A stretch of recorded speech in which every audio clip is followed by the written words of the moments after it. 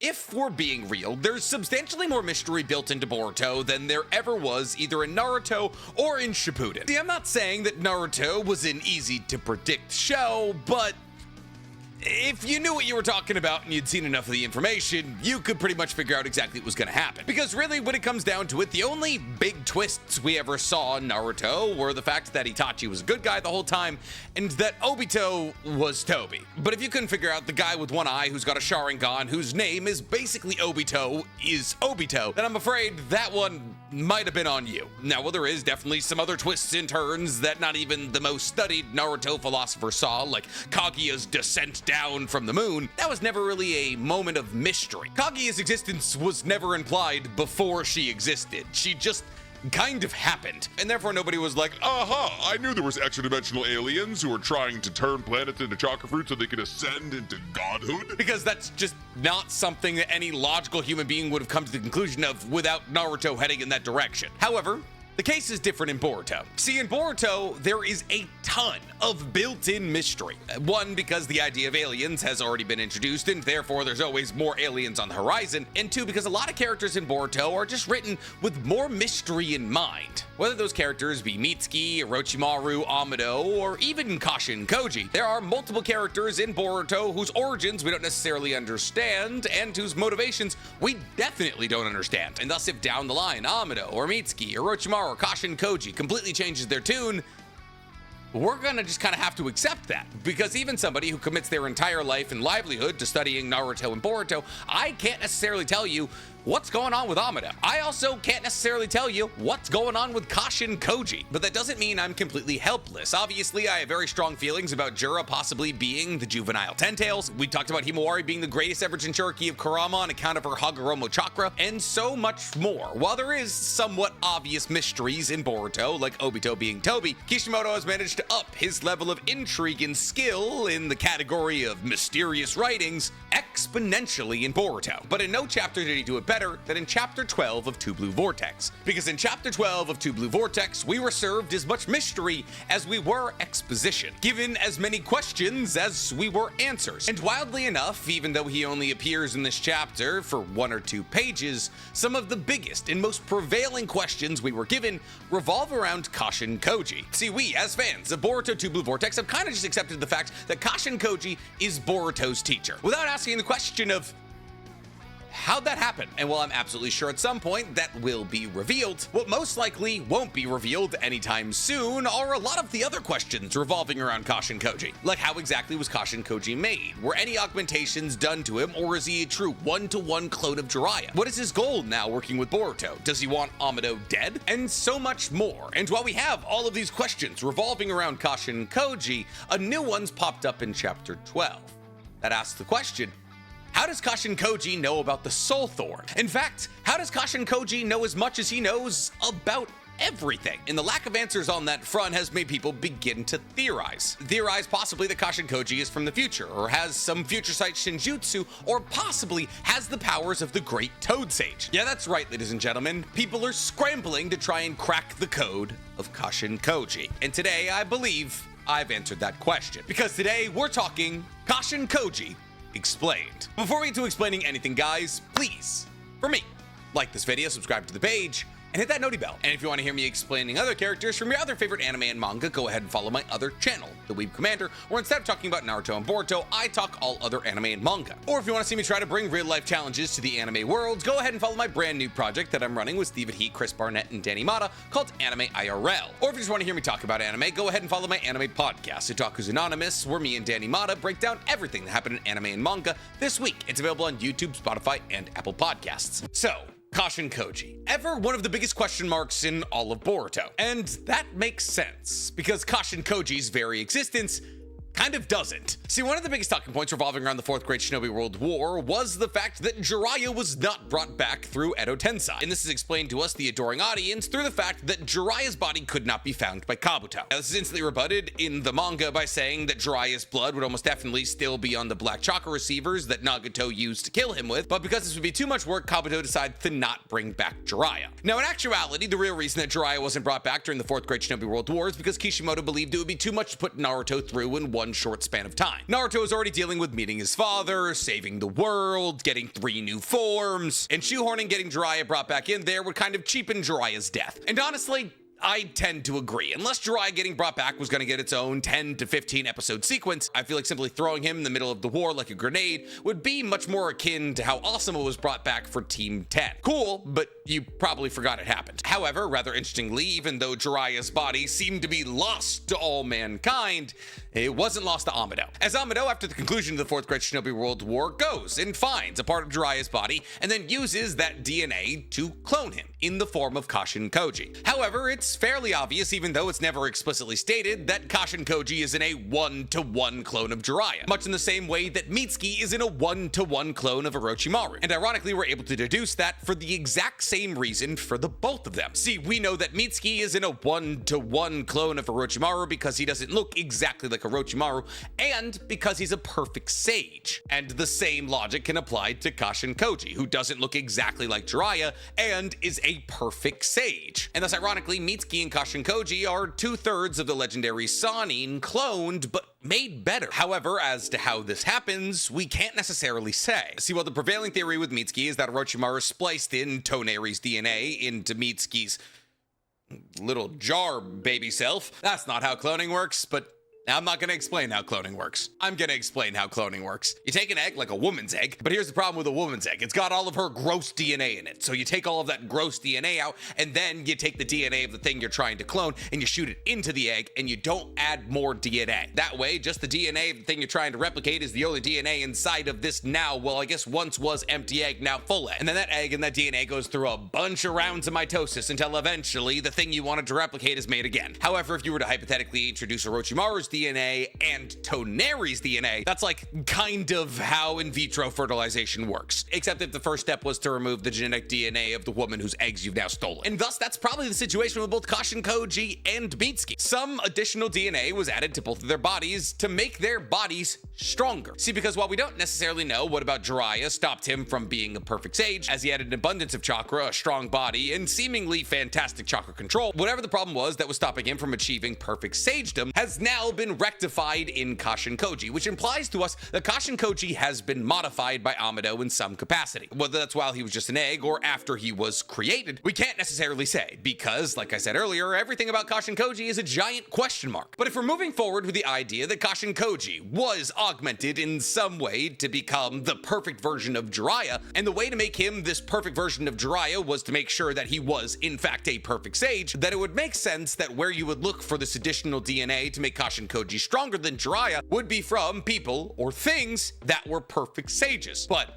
what do I mean by this? Much in the same way that Orochimaru wanted to make sure that Mitsuki's body was strong enough to fully control perfect snake sage mode, something Orochimaru cannot do, and therefore Orochimaru would try and use DNA of somebody with an incredibly strong body, hypothetically somebody like Toneri or Kabuto or whoever you ship Orochimaru's DNA with. It would make sense that Amado would try to find somebody or something to supplement Jiraiya's DNA with to make sure that he was a perfect sage. So, where would he look? Well, it's a possibility that Chapter 12 of Two Blue Vortex gave us an indication into where he looked. See, because in Chapter 12 of Two Blue Vortex, after Hidari is defeated by Boruto and the rest of the gang, Hidari's soul thorn is revealed. And for those of you who haven't read the chapter yet or just don't know what a soul thorn is, the soul thorn appears to be the center of a shinju, kind of like its core or its heart. Now, the soul thorn kind of looks like those Mexican little cakes. Oh, they're like palm sized. They look like mini bundt cakes. It looks like a mini bundt cake. However, on one side, it's got what appears to be teeth, and on that side, there's a Rinnegan in the middle. Now, the destruction of the soul thorn, or possibly the returning of the soul thorn to the person who was bitten by the claw grime, appears to be the way that one defeats a shinju. And rather interestingly, Kashin Koji seems to know that, as Boruto, after getting his hands on the soul thorn of Hidari, shows it to a toad that he keeps on him, and Kashin Koji confirms to him that that is Hidari's soul thorn. And while absolutely this could have just been a moment of Kashin Koji providing exposition to us, the reader, we do have to ask the question of why Kashin Koji knows what a soul thorn is is, and even further than that, why he knows returning a soul thorn to a person bitten by a claw grime will save them. Assuming that's even the plan at play here. We genuinely don't really know. And thus people have begun to scramble in their possible explanation of what's going on here. However, this isn't necessarily the first time that Kashin Koji has shown us how much he knows about the shinju, as Kashin Koji, after all, has been the director of Boruto throughout the first 12 chapters of Two Blue Vortex. In the first couple of chapters, when Boruto was first introduced to the shinju and tried to take out Hidari, he was doing so under Kashin Koji's directive. And when Boruto was almost taken by the shinju and consumed, it was Kashin Koji that scolded him for almost ending the world. All information that, so far as we know, Kashin Koji shouldn't necessarily be privy to, unless for some reason he is. But what are those two reasons? Well, really, when it comes down to it, there's only three possible ways to explain how Kashin Koji knows as much as he does about the shinju. And today I want to talk about those three possibilities in order of their likelihood. And thus, up first, we have a theory crafted by yours truly, which could possibly explain how Kashin Koji knows as much as he does, but isn't highly likely. See, because as we all know, we've already talked about how it's basically confirmed that Amado, at some point in Kashin Koji's life, augmented him. However, as to how he's been augmented is the question. See, what we know about Amado and his track record of creating incredibly powerful cyborgs is that he's kind of too good at it. Jigen, Amado's old boss, I guess, made Amado lock away both Ada and Daemon because Jigen knew both Ada and Daemon, especially together, stood a genuine chance against him. On top of this, Jigen made Amado put limiters on code because he knew a limitless code could also stand a good chance against him. And thus, genuinely, Amado made 3 cyborgs that should have been able to kill Jigen. And ironically, all 3 of those cyborgs hold next to no loyalty for Amado. And thus, Amado made cyborgs that were not only too strong for Jigen, but also weren't usable by him. And while we don't necessarily know the order in which the cyborgs were created, though it stands to reason that Kashin Koji, as the oldest amongst them, was probably first, but also maybe Kashin Koji wasn't augmented until all the other cyborgs were put away. And therefore, Amado realized that Kashin Koji was the only loyal cyborg he had ever created. The only cyborg who'd be willing to battle it out against Jigen because he asked them to. And thus, wouldn't it stand to reason that Amado would try to make Kashin Koji, the only cyborg who's reasonably loyal to him, as strong as possible? But Nick, where are you going with any and all of this? Well, we understand the powers that Amado was able to grant Ada and Daemon, but Ada's powers are more important in the context of this video. See, while obviously Amado was able to give Ada omnipotence, he also gave her the Senrigan, a dojutsu that allows her to see anything that's happened on Earth for every single day she's been alive, the ultimate in information gathering. However, many have theorized for a long time now that the Senrigan has a partner, as the Senrigan exists in the shape of a moon, and wherever there's a moon in Naruto, there's usually a sun. Now, while this sun most likely belongs to Sarada and her sun-shaped MS, there's a possibility that Amado decided to give Kashin Koji something of a foresight ability to run counter to the cyborg he created in Ada, who he wasn't able to use. And concerning the fact that Kashin Koji in his battle against Jigen was able to perfectly predict every move that Jigen would make does slightly corroborate this theory. But then the logical retort to that would be, okay, well then why wasn't he able to see the forecoming of Ishiki? To which the answer would be relatively simple. It's a power system that we often see in the Naruto universe, and it's actually something that we've seen relatively recently in the MHA universe. It's a possibility that Kashin Koji's foresight ability is only able to see the future of one person at a time, and since Jigen's future ends with him being burned alive by Kashin Koji, that's possibly the only future he saw, not foreseeing Ishiki's re-emergence. Now, Kashin Koji having some kind of foresight ability would make a fair amount of sense, because for the longest time people have been theorizing that Boruto has a foresight ability because of how much he knows. Now, this theory is mostly based off the facts that Momoshiki's always talking about Boruto's future and how his blue eyes will curse him. And this theory was corroborated by the sheer amount of information that Boruto seemed to know heading into Two Blue Vortex. Boruto knew when Code was going to show up in the village. He knew that the Shinju were going to appear. He knew he had to get ahead of it. He knew the threat the Shinju posed. Pretty much everything that Boruto needs to know, he does know. And thus people theorized that Boruto had somehow awoken to Momoshiki's foresight ability. But what if the whole time it wasn't Boruto, but Kashin Koji? This would explain the constant line of communication, how Kashin Koji's always getting on Boruto for acting incorrectly, and so much more. Kashin Koji has become essentially a supervisor to Boruto, and if Boruto was the one privy to the movements of the future, he wouldn't necessarily need a supervisor. But I will admit the idea of Amado putting the sister ability to the Senrigan in Kashin Koji does seem like a bit of a stretch, especially when you consider the fact that both of his eyes seem to be fairly regular and there's no sun symbology on him. However, him having a foresight ability isn't all that crazy when you consider the fact that Kashin Koji in Japanese folklore is an incredibly famous magician who was said to do magic in the company of people like Oda Nobunaga, the person who unified Japan. And while Kashin Koji the magician was never necessarily known for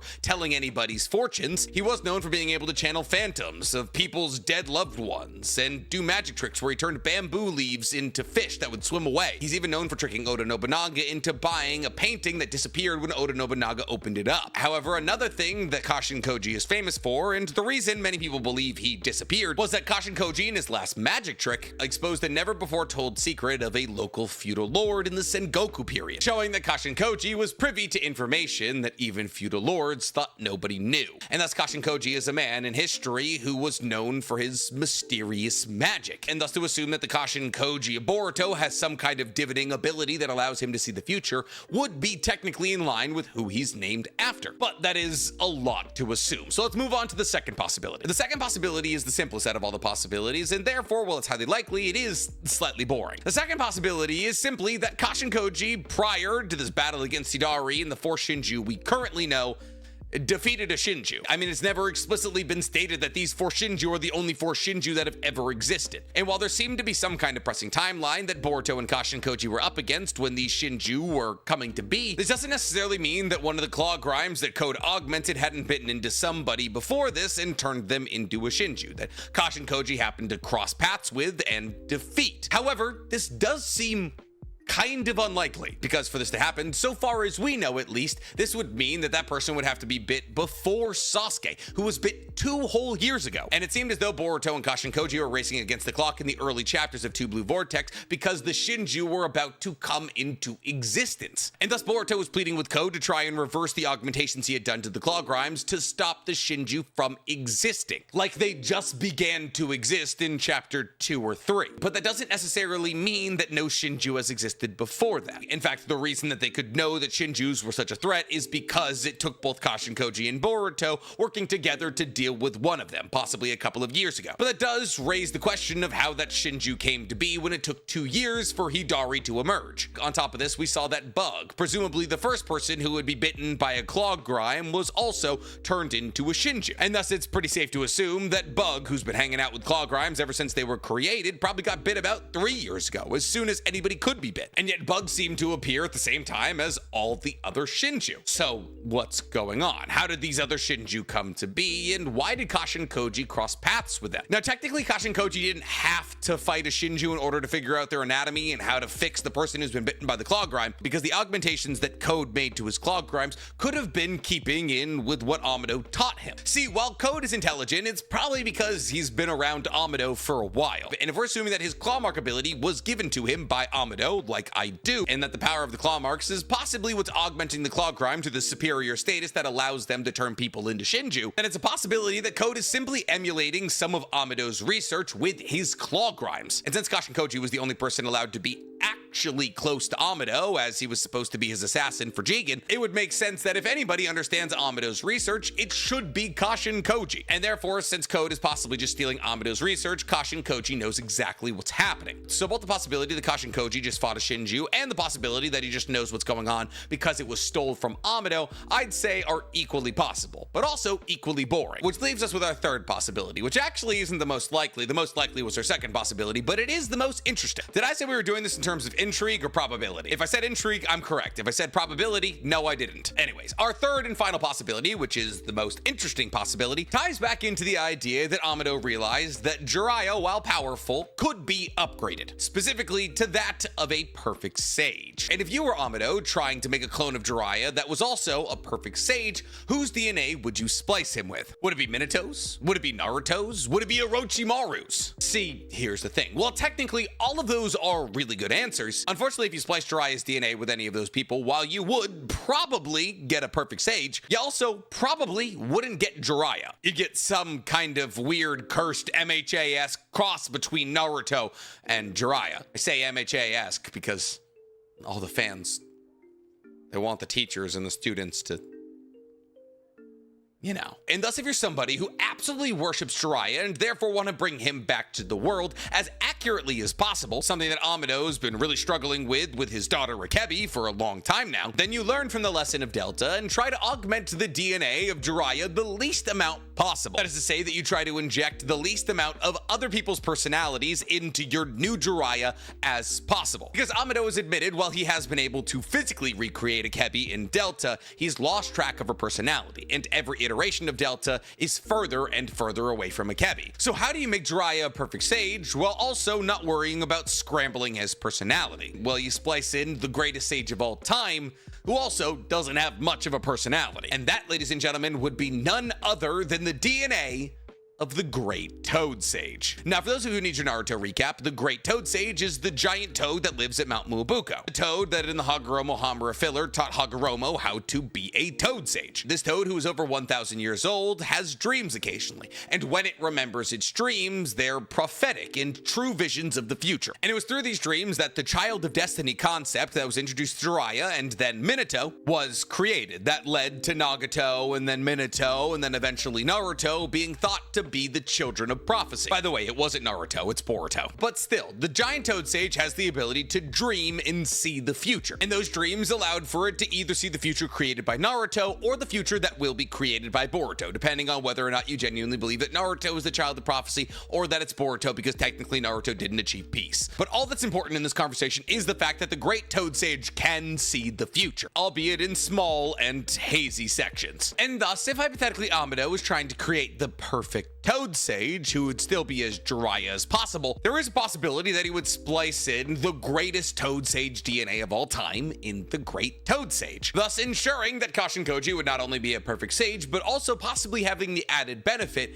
of a foresight ability. And thus there's a real possibility that not only is Kashin Koji an upgraded version of Jiraiya's sage level, but also the possibility that Kashin Koji has the prophetic future sight dreams of the Great Toad Sage. And thus the reason that Kashin Koji not only knows about soul thorns and has seen them before is because he's seen them in his dreams, which would also explain how Kashin Koji was able to find and begin to work with Boruto. Because if you'll remember correctly, in Mount Muabuko, because of the Great Toad Sage's future sight, there is a stone inscribed with the entirety of human history, as the toads of Mount Muabuko are not only seen as the stewards of the future, but also the keepers of the past. And thus there's a possibility that the augmentations done to Kashin Koji and his ability to see the future brought him to Boruto, even though he may have been affected by omnipotence, as his ties to Mount Muabuko that he may or may not be able to act upon because he is, after all, a clone of Jiraiya and all the toads know that Jiraiya is dead, allows him to have a level of understanding about the shinju not found in anywhere